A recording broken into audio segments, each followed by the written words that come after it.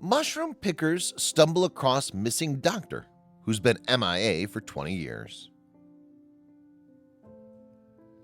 Over 20 years ago in 1996, a young man vanished from his household in Seville, Spain. No one heard from him again until a few mushroom pickers stumbled across his campsite in Italy. What was a licensed doctor with a psychology degree who could speak multiple languages doing in a Tuscan forest? His family was worried sick, as they hadn't heard from him in over 2 decades. Now was their chance to be reunited with their son. Before we begin, make sure you smash the like button, subscribe to our channel, and click the notification bell for daily amazing videos. Or was it? Even though someone looks happy and successful on the outside, something else entirely can be going on in their head. For one young Spanish doctor, this couldn't be more accurate. To his family, friends, and patients, he seemed to live a charmed life. That is, until he vanished one day without a trace. Local authorities searched for the doctor for days, only to come up empty-handed. What could possibly make a person want to pack up and disappear from society?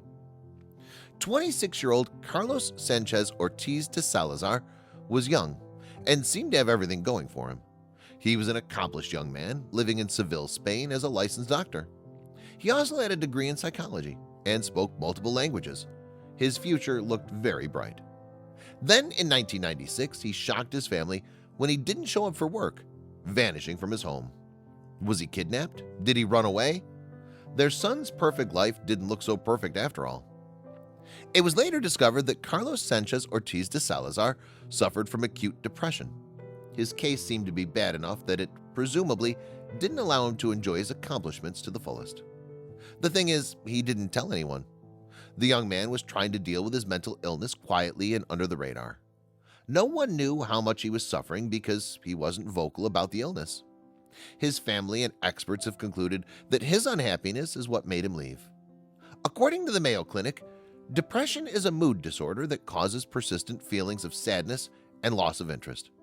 It affects how you think, feel, and behave, and can lead to a variety of emotional and physical problems.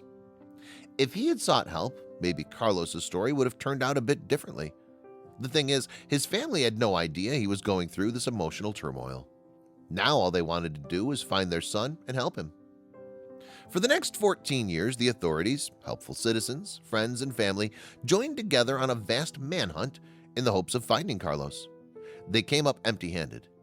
In 2010, after no leads concerning the case came about, the local authorities called off the search.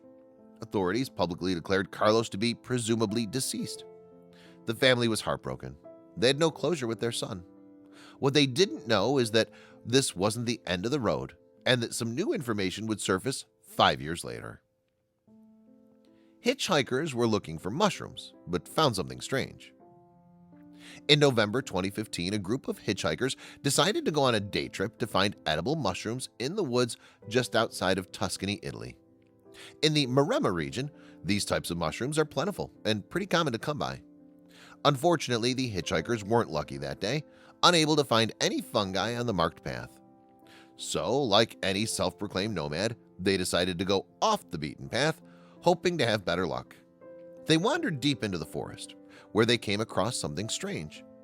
The hitchhikers stumbled upon something weird, and it wasn't abnormal mushrooms. The hikers saw a bunch of trash littering the forest floor. At first, they thought it was the result of a bunch of irresponsible campers, but as they ventured further and further into the woods, following the trail of garbage, they found the source of the trash in a clearing. In front of them was a makeshift campsite, so they weren't totally wrong thinking the garbage was from campers. The sight was something to behold. Surrounding the area were old, empty bottles hanging from trees to collect rainwater, with shoes, buckets, umbrellas, and jerry cans lying around the forest floor. The camper had even thought to string up a large tarp between some trees for shelter. Whoever set up the spot knew what they were doing, or at least they were able to figure it out well enough to survive the elements. As the hikers investigated the campsite, something they didn't expect happened. A man emerged from underneath the tarp. They went on the record later, stating that the man had a dirty face with a large beard covering most of it. Thinking the man might be dangerous, the hikers ran from the clearing and got back on the path. They wanted to go back and get some answers, but thought it best not to venture alone. the hikers decided that taking an authority figure with them was a smart idea. They found a park manager and brought him back to the campsite. Backed up by the ranger, everyone started to ask the man questions. He was short and sweet with his introduction. "I'm Spanish, my name is Carlos, and I've been living here since 1997, he said. "I don't want to live among people, but now that you have found me, I need to get out of here." That's when the ranger asked for some identification. The ranger probably assumed the man had no ID on him. He was living in the middle of an Italian forest after all. To his surprise, Carlos pulled out a few ID options, including an expired passport and an old university library card. Leave it to the doctor to remember to bring ID with him while he vanished from society. Something was very clear to the ranger and hikers. Carlos was vividly unhappy about his campsite being found. The same name appeared on both documents: Carlos Sanchez Ortiz de Salazar.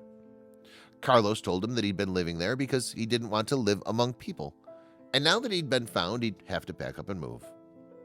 Sensing that there was more to the story than Carlos was letting on, the hikers took pictures of the documents. Their plan was to give the pictures to the authorities, and hopefully they'd be able to track down the man's family. Turns out the hikers were right. After they handed over the pictures to the Penelope Association in Italy and the SOS Desperados in Spain, both of which tracked down missing persons, they were able to confirm his identity. Thankfully, the authorities were then able to reach Carlos's parents, who immediately boarded a plane to Italy. That's him. That's our Carlos. He's alive, and that's the most important thing, they told journalists from Corriere della Sera.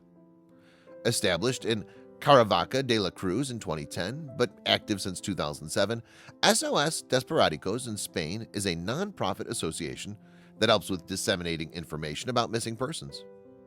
It was smart of the hitchhikers to give Carlos's information to the organization in Spain and not just Italy. There was a higher chance of his whereabouts getting back to his family. One thing was still nagging at them, though. How was he able to survive there for 2 decades? Once Carlos's case went public, a lot of scholars were curious as to how he was able to feed himself in the wild for so many years. A popular theory was that he selected the Tuscan woods because of the abundant amount of food he'd be able to forage. Others thought he might have gone through the garbage bins of people who lived in the nearby town of Scarlino. There are reports of locals claiming to have seen him through the years. Italy's a great hiding place for someone who isn't looking to be found. While the cities and beaches are highly populated with locals and tourists, the country has vast areas of untouched land. All the mountains and forests make it the perfect place to stay off the radar. In fact, in recent years, there's been a depopulation of people in the more rural areas of Italy, creating a denser forested landscape. Carlos was smart in choosing this location. He was able to survive in the forest, so Carlos's family knew it was very possible that he would be gone by the time they got to his campsite. And even if they did manage to cross paths, since he'd been living in the wild for 20 years, there was no certainty that he would want to come back to civilization. None of that mattered to his mother. The important thing was that he was alive and that knowledge felt as if he had been born again. His parents didn't understand, but they were going to respect their son's wishes. Even though there was a real possibility that he wasn't going to be there, his parents weren't going to give up this opportunity to see him again. It would be enough to see him for just half an hour. Then, if it's his wish, we would not try to see him again, his mother told Corriere della Sera newspaper. We will respect his wishes and his freedom, but we won't go home until we've at least given him a hug, even for a few moments. Along with the local authorities, they once again joined a search party to look for their missing son. As they were still there, the mushroom pickers took him to the campsite where Carlos had been staying. Unfortunately, when they arrived, the site was completely abandoned. Carlos told the park ranger he was going to leave, and he did. We checked the place where he had his shelter, but there was no trace of it any longer. Who knows where he might be now, said Marcello Stella, mayor of Scarlino. You won't believe what happened next. After several days of searching around the campsite, it was obvious that Carlos was long gone. Authorities once again stopped the manhunt. At the time, de Salazar was, after all, a grown man of 47. He was hiding out from society for his own choices. Stella told Il Torino, "We will continue to keep an eye out in the forest, but we won't be actively searching for anyone. This is not the responsibility of the council. After all, he is hiding of his own free will." Sotero Martin, the mayor of Cazala de la Sierra, a town near Seville where Carlos had lived before taking to the woods, described Carlos as an intelligent young man who studied psychology and medicine and spoke several languages. He was a bright individual with a lot going for his future. He left behind friends and fellow students. Although he was quite introverted, he was very polite and responsible, Sotero Martin told the newspaper La Razón. Even though the search parties have stopped and the authorities are no longer actively looking for Carlos, the family still has hope that one day they'll see their son again.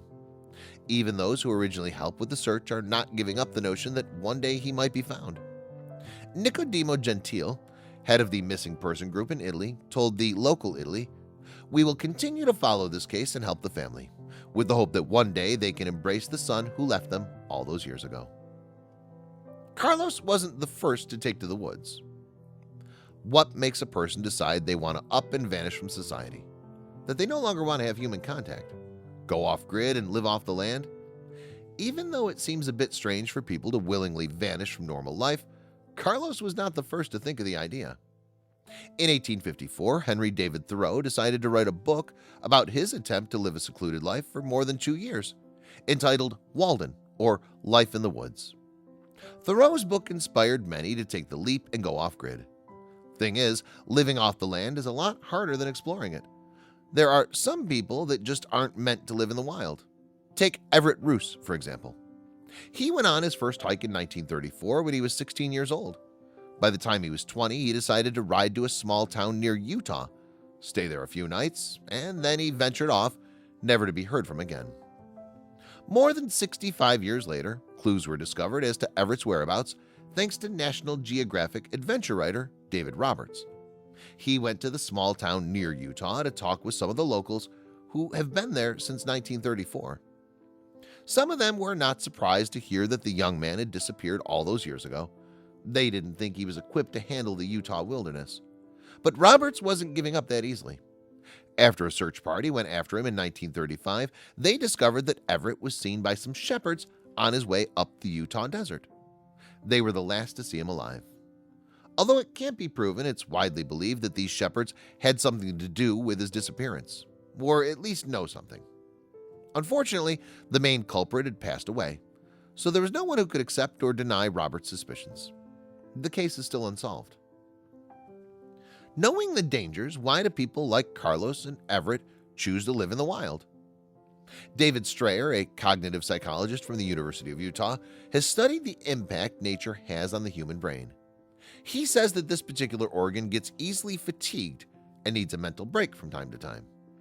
People such as Carlos and Everett go to the wild because it allows their brain to feel restored. Being in nature is a kind of mental detox that our minds need in order for them to stop racing with the busy work of day-to-day life. You won't believe what else nature helps with. It sounds like Carlos was onto something because most experts agree that living near nature helps lower stress in the body. According to The Great Outdoors, exploring the mental health benefits of natural environments, living closer to nature can lessen mental distress. Such a de-stressor could be very important for a person dealing with depression. It's even said that looking at nature pictures has a calming effect on the human mind. Aside from mental health, going off-grid can also be related to the freedom of living alone. Take Carlos, for example. One of the things he told the park ranger was that he didn't want to be around people. Even though he went to an extreme living alone situation, it's a way of life for a lot of people around the world. According to Inter-Press Service news agency, one of the world's 2 billion households, approximately 15%, or 300 million, are one-person households. Carlos's sister, Olga, went on Twitter a few weeks after her brother's case went viral, thanking everyone who's come out to help her family with the search party. She said, "Thank you for giving us hope that has given some relief in the terrible tragedy that we've been living." To this day, Carlos Sanchez Ortiz de Salazar has yet to be found again.